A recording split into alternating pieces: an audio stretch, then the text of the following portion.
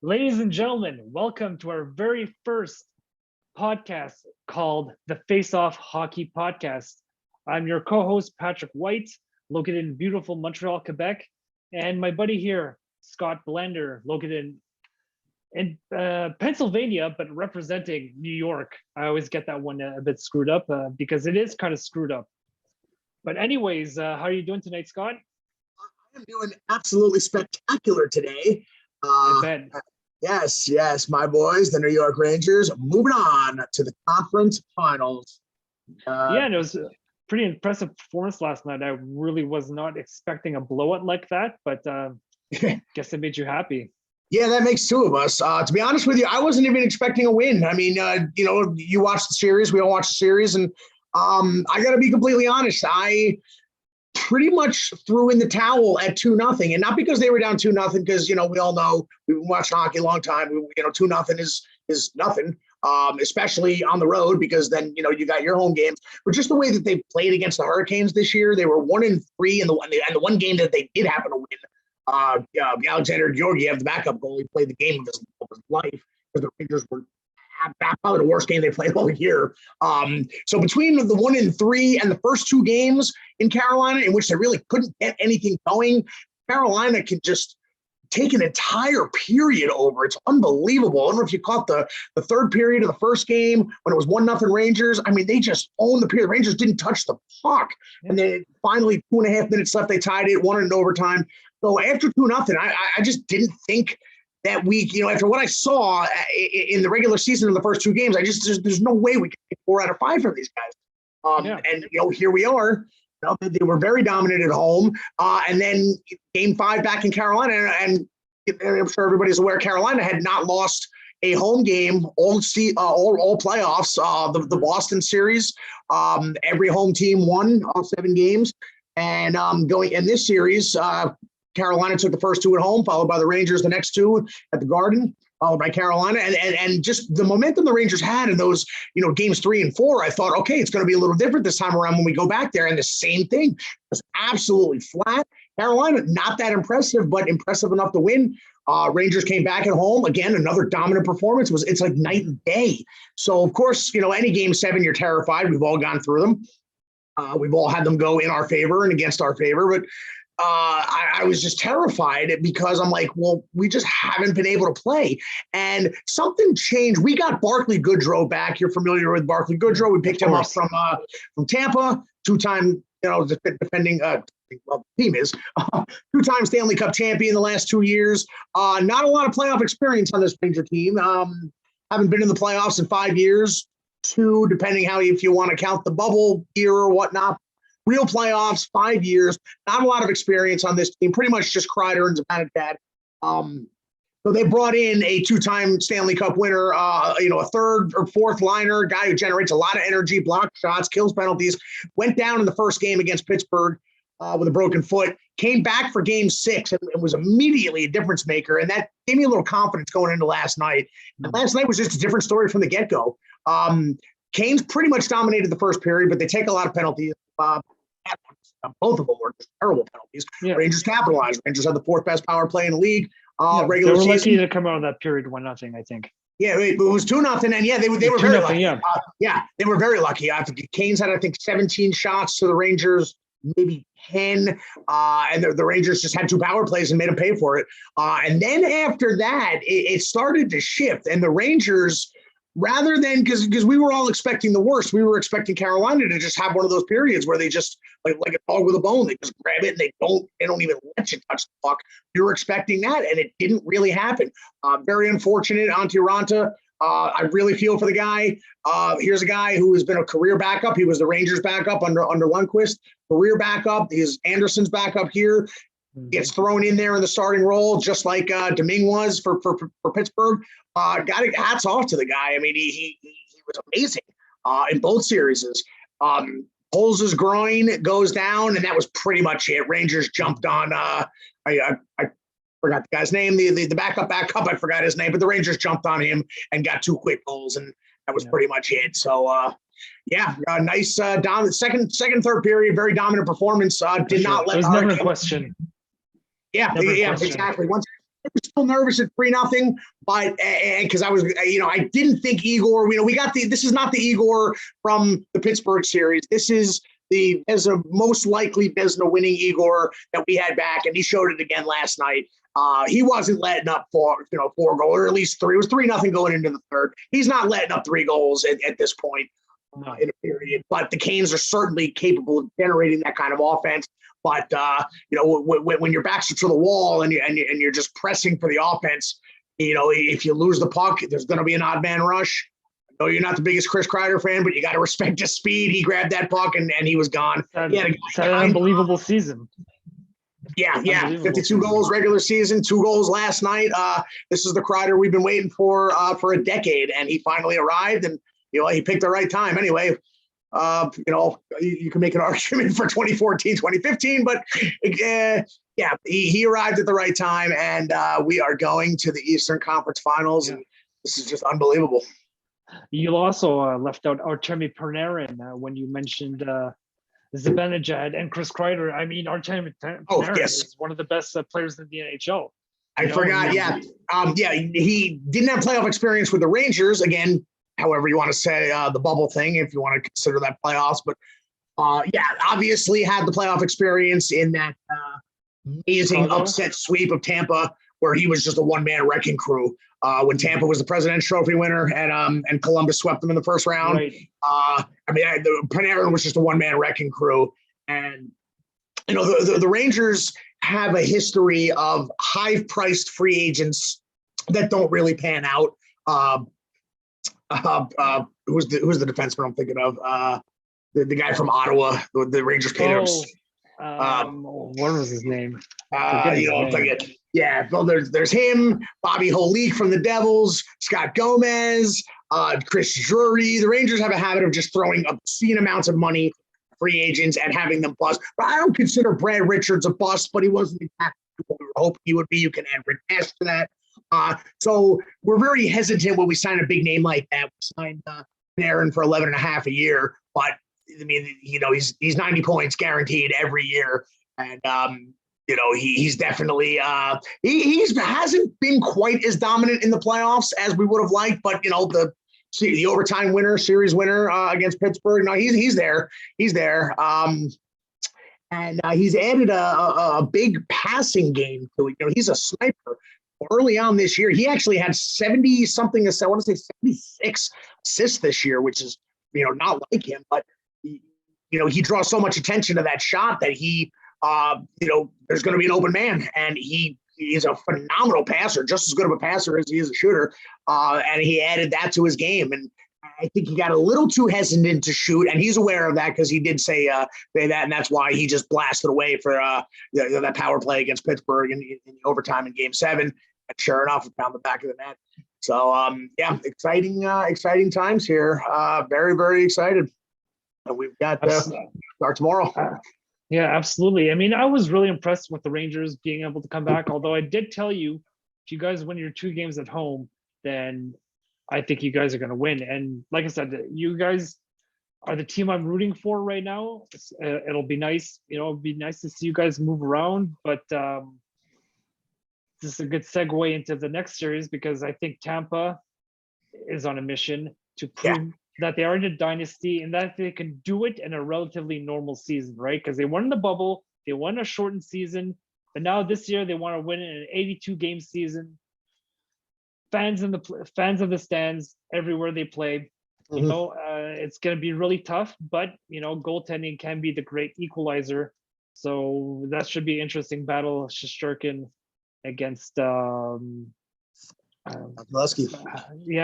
Vasilevsky. So okay, I had a brain fart. You had a brain fart. It's all right. Wade Redden was the defenseman from Ottawa.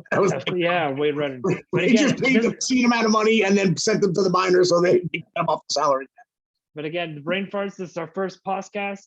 Again, everybody, we've done some stuff together, but this is our own podcast, Face Off Hockey Podcast. Again, like and follow. We'll be dropping these things once in a while, probably a lot more, and get our technology more up to snuff for next season. But let's get into the Rangers and Tampa. What do you think the key to them beating Tampa is? Well, we know the goaltending is going to be there. You got the 1 and 2 best goaltenders on the planet. And I'm not a homer. I will admit, even with Igor pretty much guaranteed to lock up the Vezina, Vasilevsky is still the best goaltender on the planet. If there was any doubt, he erased any and all doubts by what he did to Florida. I mean, he absolutely dismantled the best offense in the league, one of the best offenses the league's ever seen. He's unbeaten in elimination games and has 6 shutouts out of those games. Yeah, 6. Yeah, 6 out of 7. Out of the 7 elimination games, or clinching games. Clinching games. Yes, potential clinching games. 6 of them were shutouts. That's obscene. I saw one of them last year, unfortunately. But I mean, this Tampa team, they're so deep. They're so strong. You take a look down the lineup, they got scoring on every line. I mean, again, the key to winning Stanley Cups, as we've seen in the last decade, is you got to draft high a couple of times. You take a look at all of them, and Tampa has they drafted Stamkos first overall. They drafted Hedman second overall. They also made some good drafting picks by drafting Kucherov in the second round. Vasilevsky, was he like a 7th round pick? I'm not even really sure. But they're so good at drafting, and their general manager has just done such a great job. Yes, it was started by Steve Yzerman, but he really helped them turn the page, Julien Brisebois. And he was at one point the Montreal Canadiens assistant general manager, and we let him go to Tampa to do basically the same job. Is he? When was he the Habs GM? What era are we talking about? He was assistant GM the first couple of years of Mark Bergevin. He was like our capologist, and then was he there to build that 2014 team? I think he was there, and then no, actually I'm pretty sure when Steve Yzerman became the general manager of Tampa, he immediately went to Tampa. Okay. But he was there in 2012 for a year or two, because that's right. Steve Yzerman actually posted his candidacy to be the Montreal Canadiens general manager when they fired Gary Bettman back in the day. But he didn't speak French, so we had to go in a different direction. But that's in the past, and we're not here to dwell on the past. No, and speaking of the present and your current GM, I mean, I know he's not the official GM. As you informed me that obviously your general manager has to speak French, if not predominantly French, which Jeff Gorton does not. So Jeff Gorton is what built the Rangers. The Rangers, again, hadn't made the playoffs since 2017, completely ripped it up and tore it down. Full-blown rebuild since that 2017 team. Mika Zibanejad came in that season, but it's just him and Kreider. That's it. They're the only ones left from the last time. That was a steal. I think. Who was it? It was Derek Brassard, who I loved. And I didn't really know much about Zibanejad. I'm like, why are we getting rid of Brassard? I mean, he was hands down our best player in both the 2014 and 2015 playoffs. Like, I don't understand, but obviously, I think that was a great trade by Gorton, because what he was trying to do is he shed a little bit of cap space. Zibanejad was a little bit younger, a little bit faster, a little bit bigger, a little bit cheaper. But basically what Gorton was trying to do was, it was 2017, we made the finals, 2014, 2015 President's Trophy winner, Game 7 of the Eastern Conference Finals, made the playoffs both in 2016 and 2017, but you could tell it wasn't the window was closing. What Gorton tried to do was make a trade, not quite. He wanted to keep a playoff team together, but start to shed some salary. So it was basically a like for like trade to to shed a little bit of salary, but also not implode it just yet. And no offense, but you remember the Rangers ended up going to the second round, knocked out Montreal in the first round, lost a really wacky heartbreaker of a series to Ottawa in the second round. And then that was it. Then they knew that it was time to rip it up. So it started with basically built it around Zibanejad and Chris Kreider. And Lundqvist hung around, but we knew that he was more or less done. As amazing as he was in that Montreal series, he just, you could see his career literally end on a dime because he just fell apart in that Ottawa series. So Jeff Gorton comes in, has an impossible situation because Glenn Sather, the former GM, gave away the farm, gave away the prospects, the draft picks, to try and win it, put all his eggs in one basket and try and win it in 2014. They came close, didn't happen, but now we have absolutely no future. We've got a lot of high, long, expensive contract on aging players. So Jeff Gorton he finally retired. Jeff Gorton was handed an impossible situation, especially in a city like New York, because no different in Montreal. Fans don't want to hear the term rebuild. They don't want to hear the term. They don't want to see a press release saying, just get ready for the bumpy road. Our two cities don't want to hear that. Yeah. Well, we were ready for rebuild because, okay, if we take a look at Marc Bergevin's tenure as the Montreal Canadiens, they made the playoffs. Really, they really made the playoffs 3 times. And I don't count the bubble because we won the play-on, then we made the playoffs, but we were the 26th team in the league or something crazy like that. And last year, if it wasn't for the reshuffled divisions, we wouldn't have made the playoffs at all. So really, if you take a look at it, he made the playoffs for real 3 times in 10 years. And so after that misery, we were finally willing to accept a rebuild. And I really think that's the direction they're going, but we can get into that a little bit later. But as for Tampa, Nikita Kucherov is an unbelievable playoff performer. Yeah. He's outscoring McDavid, he's outscoring McKinnon. In the last 3 playoffs, he's been the best player after Vasilevsky. And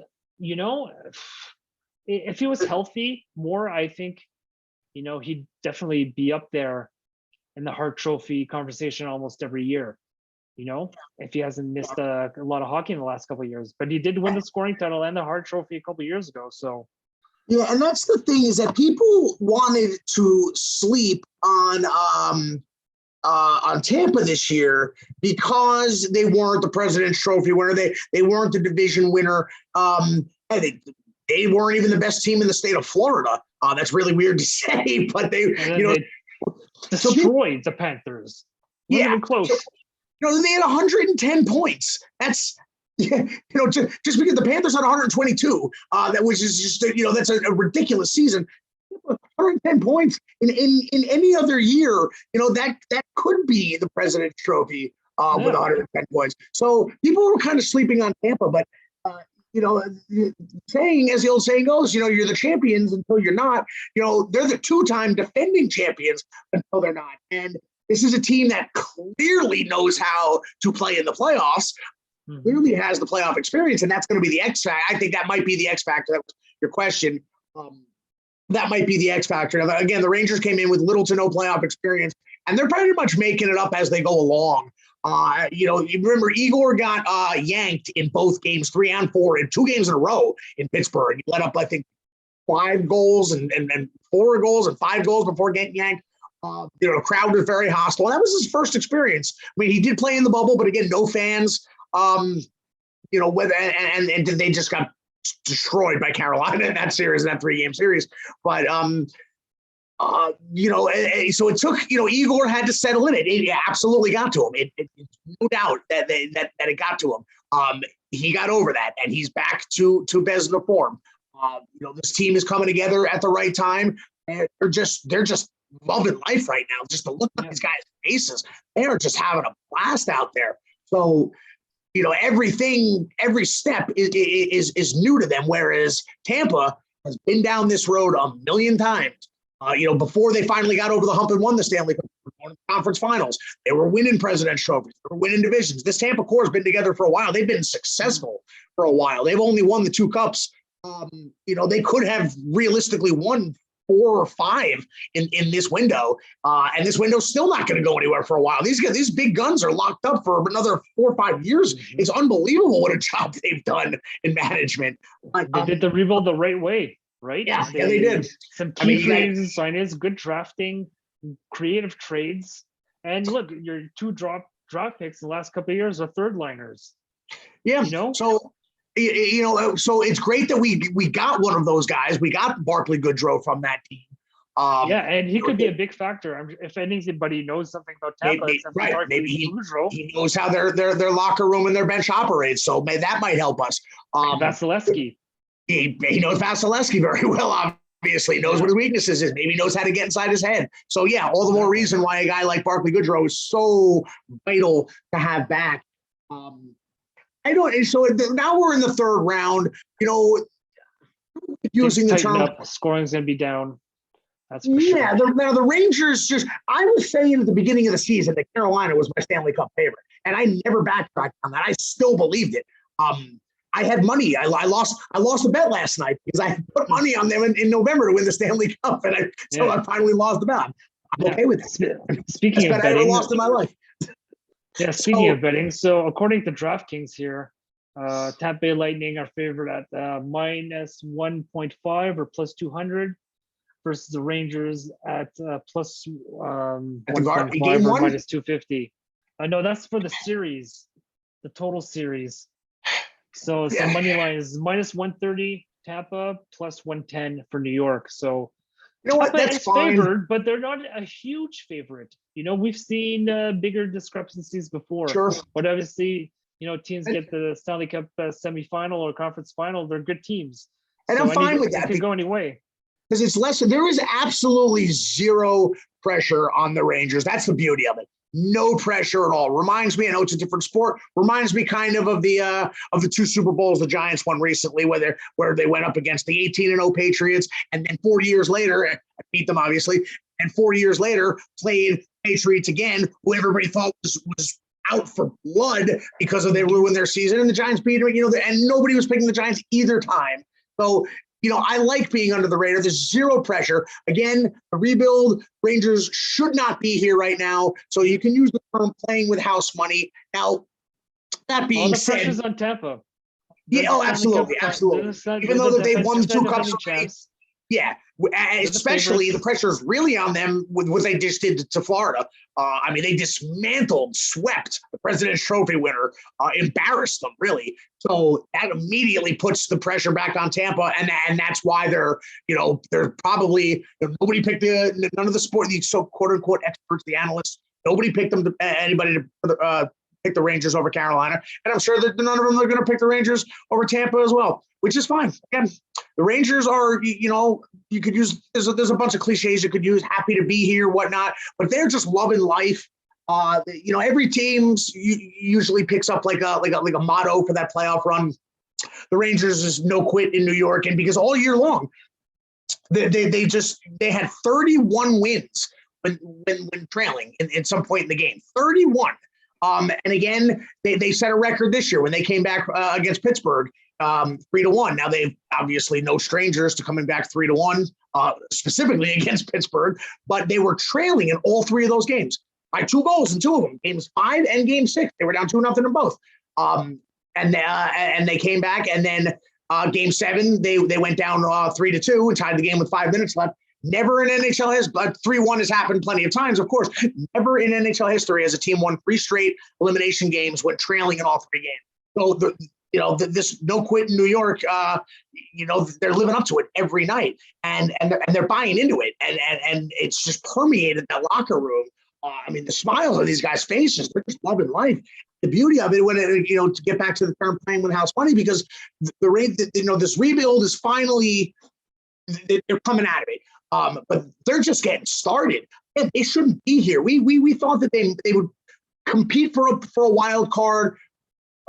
Just making the playoffs would have been a victory for the year, because they still got guys in the minors. They still got rookies. Alexis Lafreniere is playing. Alexis Lafreniere is playing like a 10-year veteran. You've seen it. Paco is finally starting to emerge a little bit. Hedl is, because we were ready to put the bus title on him The kids line, they're calling it Hedel, Kako, Lafreniere, 19, 20, and 21 years old. It's unbelievable. They're our best line. They really are. Playing like seasoned veterans. Lafreniere's game is made for the playoffs. He's got that body type. He plays the right style, plays the right way. He's definitely going to be a huge playoff performer. Yeah, guys, he's just making things happen. He is he's only in his second year, 19 years old. He's already turning into what we were hoping that he would become. I have no doubts about him. So this team is far above where they should be. These guys, you got rookies and sophomores that are still finding their game. Adam Fox, 23-year-old Norris Trophy winner. He's only in his third year. And he's easily one of the top three defensemen. Him and Hedman usually back and forth. And obviously this year you can add Cale McCarr to the conversation. He'll probably win the Norris. Roman Yossi, who had Roman Yossi points. So at least, everybody is so young, and we still got two guys, we're still not complete on the blue line yet. And that's been a problem as why we find ourselves down in a lot of games, why we're getting outshot in a lot of games. Which might be the difference in the series, right? Because Tampa is just an offensive juggernaut. And but it's not at the point. I think it's going to be a short series. Again, Tampa is the two-time champs until they're not. And, it's just scary what they just did to Florida. But I actually like this as a more favorable matchup than Carolina. I really do, because I saw what Carolina could do. They had the number one defense in the league. The fewest goals allowed in the regular season was them, followed by the Rangers. That's why, the scoring really didn't get up there until games 6 and 7, really. But, Tampa, obviously, the goaltending they have, but their and Victor Hedman, of course, but their blue line is not quite as suffocating as Carolina's was. And I think that's going to favor the Rangers a little bit. If it's going to open up the series, they're going to be able to skate a little more. They're going to be able to have a little more sustained pressure. And the Rangers game is finesse. They pass a lot, and often too many times they make one too many passes. Like they're looking for the absolute perfect play. Now, in their defense, they do get it sometimes. They do get it a lot, actually. The passing, you saw on that power play goal, Zibanejad will camp out in that left circle, just like Alex Ovechkin. And he's, not as lethal of the shot as Alex Ovechkin. That's okay. Nothing wrong with that. But it's a very good shot. So he, made the motions like he was going to do a shot, but it was a beautiful pass. It was a slap pass. The Kreider right in front, picked it in, 52 goals, 26 goals, led the league in power play goals. And there you go. The second goal of the night, the second power play goal of the period. Beautiful tip in, they know where these guys are. They know where each other's are going to be. Passing is just unbelievable. And I think we're going to be able to pass and generate that beautiful scoring opportunity a little better than we were able to do against Carolina. And that's why we didn't really do much, especially in Carolina. We didn't really do much until, in Carolina, we were able to do it at home. We didn't do it in the first period. We had two power plays. Then Carolina went into desperation mode, and that's why the Rangers were able to pour it on. But if that was a 1 or 2 goal game, well into the third period, I don't really think the Rangers would have blown it open like that. Carolina just went into full-blown desperation game 7 mode and, weren't playing their game. I think the Rangers will be able to play their game a little better. They're obviously facing the best goalie in the world, but he's beatable just like anyone else. And just, I think for that reason, I do think we have a shot. I just, again, I'm not sleeping on Tampa by any means, of course. But I honestly believe the Rangers just got past their toughest test. I really do. It's not to say they're going to win, of course, but I think Carolina was a tougher matchup. I really do. Well, in the one game that the Habs beat Tampa last year, they lit up Vasilevsky, right? But they weren't just shooting him from anywhere, because if you take a lot of shots on Vasilevsky, take shots from anywhere, let him feel the puck, he's going to be unstoppable. Right. I think the key is not just taking any shot from anywhere. It's, set plays, tip-ins, Tip-ins. get in his face, get in front of him. He's a big guy, Right. right? Screens, deflections, side to side. But we saw he can look human, especially when yeah, of course. he's not feeling the puck a lot. But it's great stuff. Let's jump over to the next series. I mean, what can we say? McDavid against McKinnon, Draisaitl against name them on Colorado. I mean, you got their top line of McKinnon, Rantanen, and Landeskog. Although I think Landeskog has moved down playing with Nassim Kadri so far in the playoffs, and Nassim Kadri coming off a career year, he's going to be asking for a lot of money. So I don't think they'll be able to keep him unless they do it the 10th May model and make guys take a little bit less money to be part of a winner. But I think this is going to be a great series. I just can't wait to see McKinnon against McDavid. And what's even greater is that I'm sure a lot of people in the United States don't know much about Nathan McKinnon. He plays in Edmonton. Probably don't get a lot of the games. So it's going to be like a nice coming out party for him for the American markets, and maybe he gets a bit more known down there because he's one of the best athletes in the world. He might be the best player of all time. I mean, I've never seen anybody skate like him. He can do it all. So defensively, where he needs to get better, he might need to do like Steve Yzerman in the beginning of his career. He was just offensive juggernaut, powerhouse skater, similar type of player. But then, for them to win a cup, he had to start playing some defense and became one of the best two-way centers in the game. So McKinnon can follow that road. He's going to be unstoppable. Yeah, no doubt. And this is what they're calling the dream matchup in the West. McKinnon McDavid matchup. I mean, Connor McDavid is honestly, I don't think it's a stretch to call him the best player of all time. Obviously, he doesn't have the numbers and the hardware yet, but just talent-wise, just watching this guy, I mean, it's unbelievable. He might go on to have like 10 consecutive 120-point seasons. Like, it wouldn't surprise me, Yeah, I mean, you're right. Just because he's so young and he doesn't have the numbers, he's going to have the numbers. The numbers will be there. So that's why I don't really think it's that ridiculous of a statement. I mean, we can definitely put him in the top 5 already. If you want to keep him below, like, Gretzky, Howe, and Lemieux for now, fine, so be it.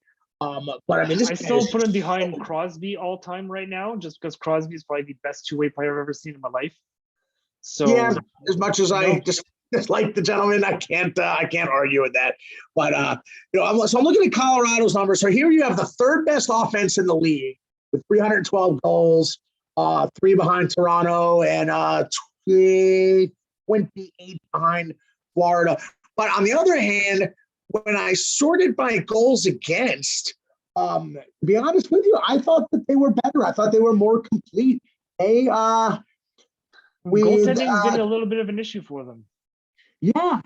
And they're right there with Tampa Bay, 233 goals. Tampa 1, 2, 3, 4, 5. Tampa the sixth best goals against in the league with 233, followed by Colorado with 234. So both in the top 10, obviously, that puts them in the elite status. But look what Calgary, 208, only 6 goals behind Carolina, 1 goal behind the Rangers and 6 goals behind Carolina. Third best goals against of the year. Markstrom he is a Vezina candidate, but he was in that definitely in that conversation. And look what he didn't have great. Look what they did to him. They abused him. They made him look like a backup. I thought Calgary were going to win that series, but the thing is, they have no true superstars, right? Yeah, sure they have Johnny Hockey, Johnny Gaudreau, they got Matthew Tkachuk, but they don't have a McDavid, they don't have a Draisaitl, they don't have McKinnon, they don't have a Rantanen, they don't have a Cale Makar. Defensively, Edmonton, that's their weak link, right? If they're going to win this series, Nathan McKinnon and Leon Draisaitl have to carry this team on their back. Because Mike Smith, he's 40 years old. You saw that goal he let in from before the other blue line. That's the worst goal I've ever seen. Mike Smith was awful in that And he series. puts his hand up in the air, like, "Oh, what happened?" Like, come on. I mean, I know he had a defenseman somewhat in front of him, but He's not the whole way, but he did. yeah, no, that's embarrassing. And hey, listen, I couldn't believe it when I was watching that game live and it happened. They're like, "Oh, Clear's puck scores." I was like, "What happened?" Like, I looked away. I was like, "What happened? Like, how did the hell did they score on that goal?" You know, Edmonton is the 16th. So they're right smack in the middle of the league in goals against. It's because they're almost built a little bit like Toronto. They're just very top heavy. Except they're top heavy. I mean, yeah, you could make an argument for Austin Matthews, but I mean, Austin Matthews just is a pure goal scorer, whereas Connor McDavid is just the most. Let me rephrase. Instead of calling him the best, let's just call him. How about the most complete talented? I don't think that's a stretch. Call Connor McDavid the most complete talented. I mean, just everything about his game. Yeah, he's got it all. But like I say, he's got to start playing some defense and concentrate a little bit more. Because all that Talbot has, if he were to work as hard on defense, he'd be unstoppable. Yeah. So on paper, I want to give the edge to Colorado, but they just went through this with Edmonton just went through this with Calgary in that Calgary, the third best offense and a Vezina-ish goalie of the year, and just completely abused them. So, it's going to be a high-scoring series, I think. Yeah. There's not going to be much defense. I mean, yeah, you got Kellen McCarr, but he's like pretty much pure offense. But you take a look Colorado's roster, and they do have a good crop of defensemen. But it's definitely going to be a high-scoring series. I just see Colorado maybe being a little bit more complete than Edmonton. I agree. And they have something to prove. This is the first time that this group makes it out of the second round. Everybody's picking them every year as one of the favorites to win the Stanley Cup. This year they got to get it done. I agree. And there's if they don't get it done, they gotta take a look at their goaltending situation, right? Because I think that's all that's missing from that team is a top goaltender. And are you talking about Colorado or Edmonton? Colorado. Okay, because it's funny because you could make a very similar argument for both. The difference is Colorado's been in the playoffs, and they're a more complete team. Yeah, no, definitely. But you can make a similar argument for Edmonton. Now, Edmonton, doesn't make the playoffs every year, but this is an Edmonton team that have the number one overall pick. How many years in a row? Made some terrible trades. Dealing Taylor Hall to the Devils for Adam Larson. Edmonton. I went to Edmonton like 3 years after that trade. They were still furious about that trade 2 years later. I mean, you had a couple big time busts, Nail Yakupov. I think there's another one that I'm just is eluding the mind right now. But so this is a team that just has just underachieved every year, and now they're finally they got over their hump as well. And I know that they're not a playoff mainstay as of late, like Colorado has been, but there's definitely still a lot of pressure on them as well because they've. They should have been in Colorado's situation for the last 4 or 5 years now. Just because this is their first time making some noise, it's not. They're not in the same boat as the Rangers are in this. In this conference finals, they're. There's pressure on them as well. I agree with you. I think it's more on Colorado because their window of Stanley Cup contention has been there, but it should have been there for Edmonton. They've just been underachieving. They kind of remind me of the Capitals teams, except the difference between the Edmonton and the Capitals. The Capitals, I'm talking about the Capitals of the 2000s with the Southeast Division, where they were winning their division every year, and just not getting past the second round. Now, I think a more fair comparison would have been Florida for this year because they're very, very top-heavy, offensive-minded, didn't put much stock in defense and goaltending, and cannot win the Stanley Cup without defense and goaltending. You just can't. Absolutely. I mean, you take a look though at Colorado. I think defense is going to be the defining factor. I mean, you take a look at the Colorado defense. Cale McCarr, Devin Toews, Bowen Byram, Eric Johnson, Josh Manson. The list goes on. They're just a lot deeper on defense. And you take a look at Edmonton. I mean, they have I don't know how old he is now, but you got Darnell Nurse, who's a young guy, but I don't think he's a top defenseman just yet. And Mike Smith, I mean, he's like Jekyll and Hyde. He can have an amazing game one night and stink up the room the next day. I mean, he's 40 years old. Reminds me of Brazil. Yeah, Godzilla.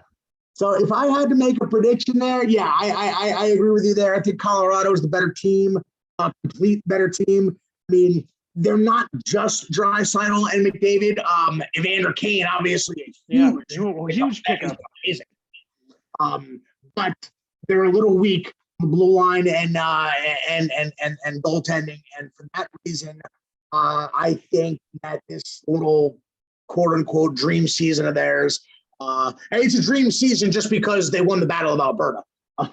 You're obviously 2,000 miles east, but from what I've been hearing, that series they reverberated throughout the entire country.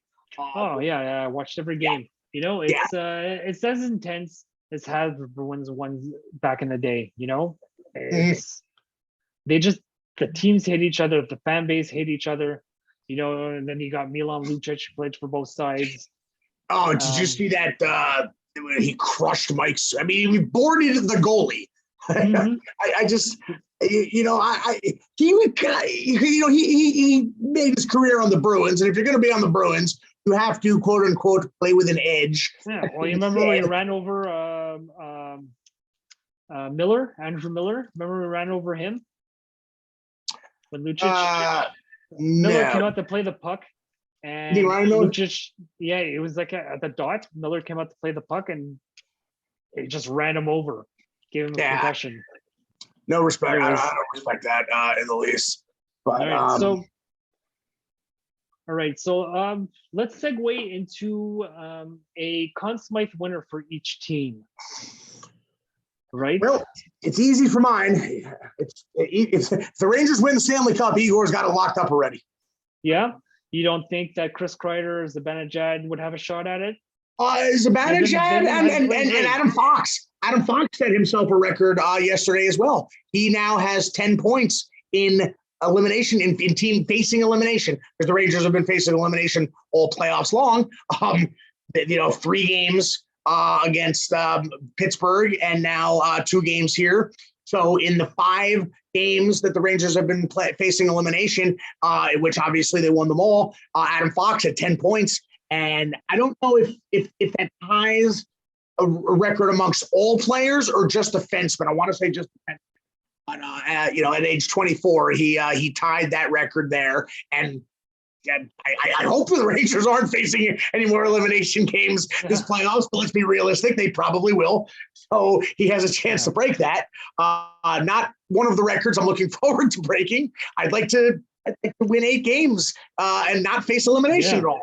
Realistically speaking, that's not going to happen. Well, that's the dream, right? But So as good as Mika's been coming on, and of course, the Conn Smythe is the entire playoffs. It's the only time a losing team will get it. I think 3, maybe 4 times a goaltender's gotten it. I know J.S. Jaguar got it for Anaheim in 2003. Ron Hextall got one. Yeah, that was the only 2 times. So that's the only shot, really. But sorry, I'm going to take Mika out of my. So a lot can happen. Obviously in 2 rounds. Mika could score 20 more goals. Who knows? As of now, at this point, I think Igor is my leader, and honorable mention to Fox, because Adam Fox is now 3rd. Right. He's tied. The 2 of them, Mika and Adam Fox, are tied for 3rd in playoff points behind the uncatchable Draisaitl and McDavid. That's just ridiculous. So, all right, I got those 2 there with the edge to Igor on the Rangers. What do you got for them? Yeah, I mean, I'd probably have to agree with you. He's he's been the difference maker in a lot of the wins. But I still I don't know. I still like what Mika Zibanejad has been doing. You know, he's a great two-way player. He's been putting up points. He's been coming up clutch. But again, yeah, I'm gonna have to go with your boy Igor Shesterkin. Right. Moving on to Tampa. I mean, for me, it's got to be Nikita Kucherov. He's just so dominant.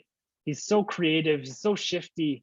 You know, he's a difference maker a lot of nights, but also, you know, the captain, Steven Stamkos has been having a great playoffs. You know, and he's transformed himself into one of the best leaders in the game right now. You know, he just leads by example. He put up points. He can play defense. He can play center or wing. He's so versatile.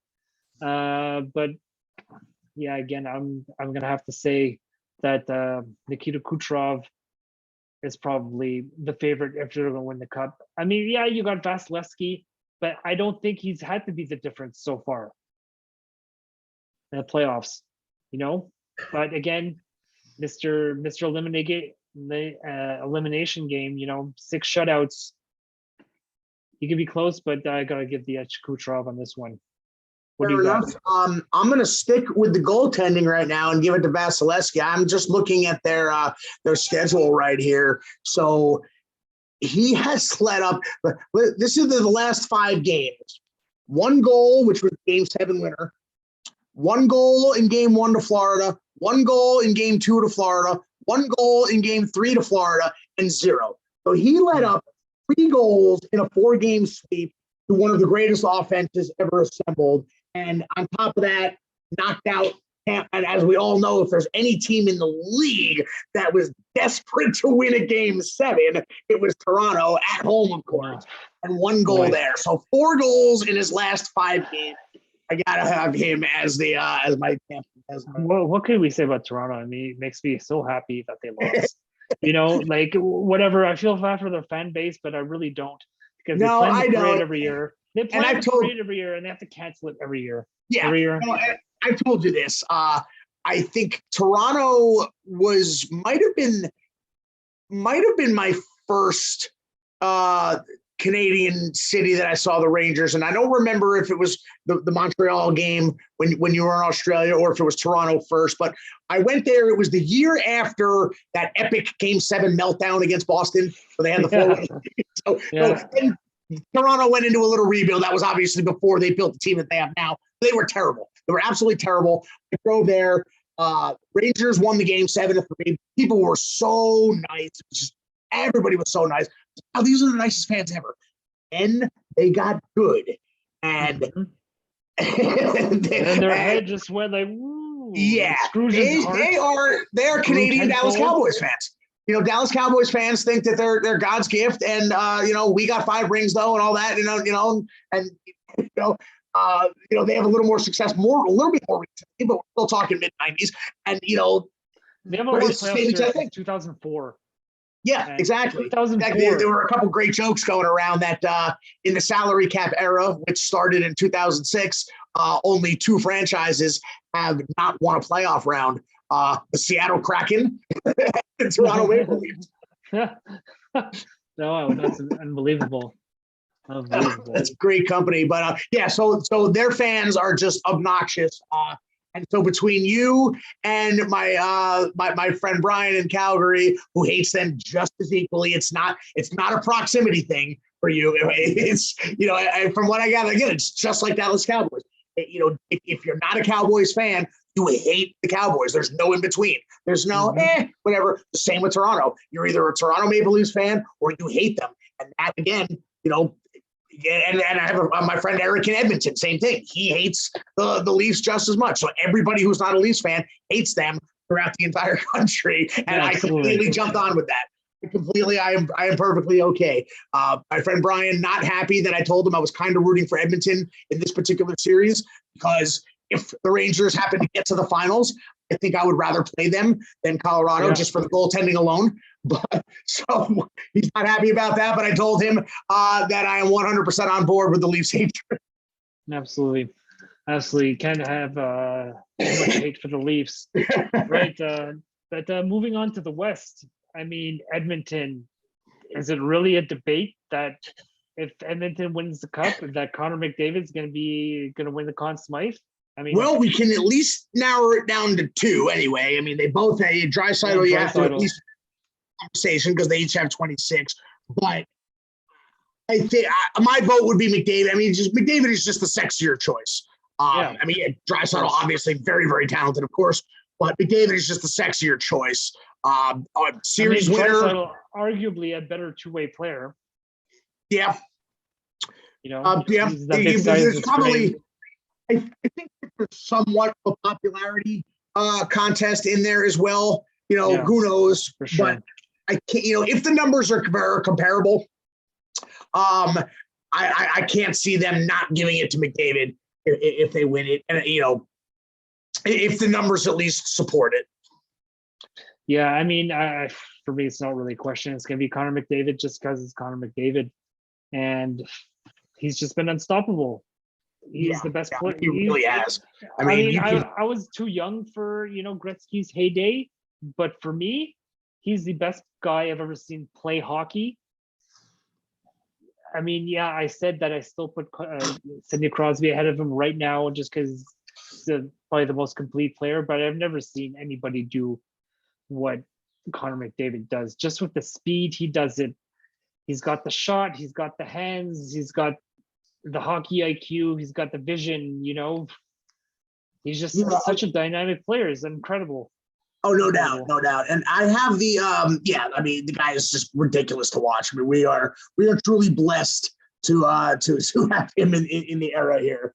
I'm looking at the history of the Conn Smythe, and I can really only pick out one name that isn't like the sexiest name on the roster, or goalie, obviously. It's either the goalie or like the sexiest name on the roster.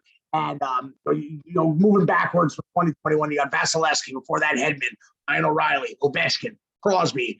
I think that one name Ovechkin probably shouldn't have won that Conn Smythe. Yeah, I think they just gave it to him because of how big of a deal it was for him to finally get his hands on the cup. That's probably why he got it. You could certainly make an argument for Braden Holtby that year. Duncan Keith, 2015, I think, he did have a phenomenal playoffs, but I think that's like the first name that sticks out because you'd think of, Corey Crawford, I think, is the most average goalie to ever win multiple Stanley Cups. You can't, leave out Chris Osgood in that conversation, but that's a good point. So Connor McDavid, we're going with? Yeah, I'm going to go with Connor McDavid, definitely. All right. And, that just leaves Colorado. I got to go Cale Makar. Yeah, me too. He's the leading defensive in scoring.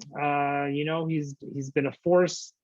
He's been looking like Bobby Orr in these playoffs. Yeah. Not that I've ever seen Bobby Orr, but this is what people are saying, that he's looking like Bobby Orr right now in the playoffs. And you also gotta take a look at Nathan McKinnon. He's been pretty clutch, although he doesn't quite have the numbers that McKinnon, McDavid, McKinnon, Draisaitl have. But he's a complete player. He's a complete hockey player, and he's such a big guy too. And the way he skates, the way he shoots the puck, the way he handles the puck. Again, probably arguably the third best hockey player in the world. Definitely in the top four. You want to talk about just how much of an argument you could make for either of them? They are tied for 8th in playoff points, both with 13. Makar +7, McKinnon a +6. So yeah, you could certainly make an argument for either one just the same. Yeah, but Makar, he's putting up those numbers playing defense. Mm-hmm. So yeah, true. You got to give him more credit for being for defense and offense. For that's definitely 13 weighs a little heavier than a center's point. Absolutely. All right. So all right, let's wrap up a bit of Habs talk because my computer's running out of juice. But yeah, just talking about Jeff Gordon, I really think that what the New York Rangers did is what they're going to use as a model for their rebuild or retool or revamp, whatever you want to call it. They haven't not used the word, rebuild. Kent Hughes has made it clear that he wants to have a more competitive team next year. But their plan is to be a team that has a chance to win the cup every single year, and that's going to take some time. They got to shed some salary. They got some terrible contracts. I mean, and then you got two that are sitting on the bench that are probably done forever with Shea Weber and Carey Price. They came close to moving Shea Weber's contract out during the trade deadline, but the NHL nixed it because I don't think the Canadiens had an active player involved. So the NHL wanted to have an active player involved. But I think that's going to get done at the draft. But so much is riding on what's going to happen with Carey Price. Is he going to play again? Is he going to have to miss out the whole season? He probably needs another surgery. And it's not the question. He's seeking a second opinion because when he went to see his doctor in New York, he probably didn't like what he had to say. He probably told him that you should probably not play again. And a lot of people say that the knee injury goes back to Chris Kreider, but I don't think that's true. He went out and won everything there is to win the next year as far as individual awards go. What happened was the year after, he was playing in Edmonton, during warm-up, stepped on a puck and twisted his knee. And that's really what got it going. He probably tore his meniscus there. He basically got no meniscus left, So it's really tough. And then he got Jeff Petrie, who's coming out probably the worst season of his career, signed for another 4 years at like $6.5 million. Although he did look better when Joel Edmondson came back as a usual defense partner, and he started to produce a little bit more. He's having more fun playing under Marty St. Louis. So, but again, if they can get the right deal for him, they're going to have to move him out. And then you got that Joel Armia making $6.5 million playing on the fourth line, although he just had a great world championship. And you see what he can do sometimes. Sometimes, he's such a big body. He's great at protecting the puck, but he's not there 50% of the time. If he put it all together, kind of like Rene Bourque was, when he put it all together, is a great player, but when not, he's completely invisible. So, I mean, we're really going to see what happens this summer. They got a lot to do. I know they say they're going to be aggressive in free agency, but for me, you don't want to make this team better. You want to make them worse so they have a shot at drafting Connor Bedard next year. Yeah, we're probably going to draft Shane Wright, but I think he's going to have to spend another year in the OHL just because he missed the year of development. He only played 2 years as junior because of COVID. So that's going to be an interesting decision.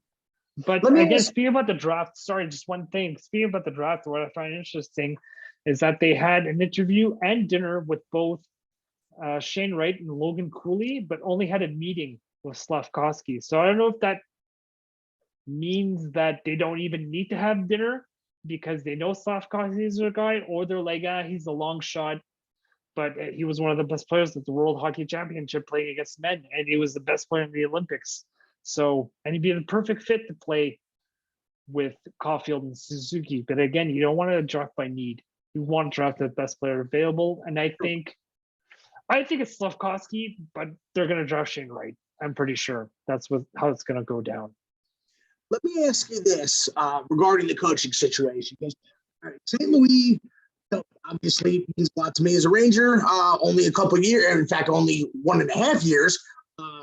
2014 playoffs was absolutely amazing. 2015 season was absolutely amazing, and then kind of really noticeably dropped off in that 2015 playoffs when the Rangers just pretty much as a team ran out of gas against Tampa, and that was pretty much it for him. So, wonderful personality, great guy. And I think that you did notice there was a little different attitude, a little different, performance on the ice for the better when he took over the team. But let me ask you this, they really rushed it, and you have the Islanders firing arguably the best coach in hockey, and nobody can figure this out why. It's funny because Islander fans who refuse to admit, that they know absolutely nothing about hockey, refuse to admit that the team possibly did anything wrong, is saying, he lost the locker room and he's now, the direction they're going, not the right. BS. My question is, are you maybe a little disappointed that they jumped the gun. They dove right in and hired a guy like St. Louis who just no experience for a team like Montreal. And I was surprised. We would have liked to have seen an available Barry Trotz take over Montreal. That's well, that would not have happened because he doesn't speak French, right? And Martin St. Louis is a great hockey mind, and one of the things he's been really adamant about is that he doesn't like to use the word systems. He works more around concepts, but he wants his players to be able to play off instinct a lot more. So, I mean, you saw the change in Cole Caulfield and Nick Suzuki. Coach, a new coach, it could be everything. I mean, talk about Kreider. Kreider scoring 52 goals this year. He's in his 10th year, and this is the first time he's ever done it. That was my biggest complaint about him. I mean, Cole Caulfield's going to score 40 goals next year, right? He had one goal before Martin St. Louis was hired, or maybe 2 goals. They ended up scoring 23, Right, and there you go. He had over 20 goals in the second half in less than in like 39 games. So a better coach, a coach that he either saying, and again, that's why I brought up Kreider, because we were so angry with Kreider, because Kreider, had the tool. Like Kreider didn't just develop skills and the tools and the speed and the size to score 50 goals. He should have been doing this for 10 years. Went through Tortorella, Alain Vigneault, defensive coaches, Quinn. All of a sudden, we have Gerard Gallant, who arguably might be the best coach in the league. I was thrilled when we got him. And now all of a sudden, in his first year, 52 goals, and 2 goals last night in the game 7 to send us to the conference finals. I mean, Kreider, I don't know if he respects the guy, coach, scared of him. Like, I don't know, but you got the same situation there. So, and I was very surprised when you guys hired St. Louis because he doesn't have any, experience. I like that because, the Rangers tried to go that, breaking the mold of just recycled coaches route when they hired David Quinn, who was a career college coach a couple of years ago. Now, he didn't really get a fair shake because the Rangers were in the middle of a rebuild, but he turned out to be absolutely atrocious. Just personnel decisions, zero toughness, basically awarded ice time and based on contract rather than effort. So he would never bench or even demote somebody to the 4th line for a game for dragging ass like at Kreider, for example, because, he was a veteran with a big contract. Didn't work out, but that being said, David Quinn just might not be a good coach at the NHL level. Whereas, you got Marty St. Louis, who is like you said, a great hockey mind, a player's kind of coach. And just because he doesn't have any experience, like you don't have to follow the mold of being an assistant for 10 years. Exactly. He's got great assistants with him too. Coach in exactly. You don't have to maybe coach in the AHL for a couple of years. It's not like being a player. You don't have to, be in the minors until you get called up. So who's to say he doesn't have what it takes to be an NHL coach right away? We're going to find out. And you're already have some confidence in the guy. So well, now the issue is he's not signed yet for next season, right? Oh, the interim thing. Yeah. Oh, he hasn't been signed. Kent Hughes has made it clear that they want to sign him. They should have a deal soon. But now that there's an open job in Long Island, his family lives in Connecticut, so that means he probably might have some leverage, to squeeze a bit more money, squeeze a bit more years. Can always say, hey, I might want to move back home. So if you guys are gonna want me to stay, you're gonna have to make it pretty sweet for me. I think I'm gonna give him like a 5-year deal when it's all said and done. Because if he has a 3-year deal, he's going to be under more pressure to start winning quickly. And that's not the plan right now. We got to be bad for a couple of years, make some good trades, draft well. There's a lot of work that needs to be done as a Montreal Canadiens team because we rode Carey Price to the Stanley Cup final last year and we got exposed in the final. Yeah. And I mean, like I said, a lot of work to be done, but I have faith in Kent Hughes and Jeff Gordon. Yeah, he did in New York. He did in Boston. A lot of people forget that he helped to build that Boston Bruins team that won Stanley Cup. Yep. And he's good at finding talent. So hopefully this is the right guys to get it done. But I like the fact that they have two guys running the show instead of Marc Bergevin, who basically ruled up an iron fist. All right, well, I think that that about wraps it up for tonight. Maybe we'll we'll do maybe we'll check in sometime after a couple of games just to keep going on the playoffs and see how everything's shaking out. Definitely. Let's set one up, and we don't have to pick the day and time now, but let's set one up after both series have their first two and switch and switch venues. We can recap how both series went in perfect Colorado and New York. All right. So thanks everybody for watching the first edition of the Face Off Hockey Podcast. Don't forget to hit the like and subscribe button, and we'll catch you guys probably 4 or 5 days. Have a good one. All right, sounds like a plan. I'm thrilled to be here. Good talk as always, and we will do this again. Absolutely. All right, guys. Thanks for watching.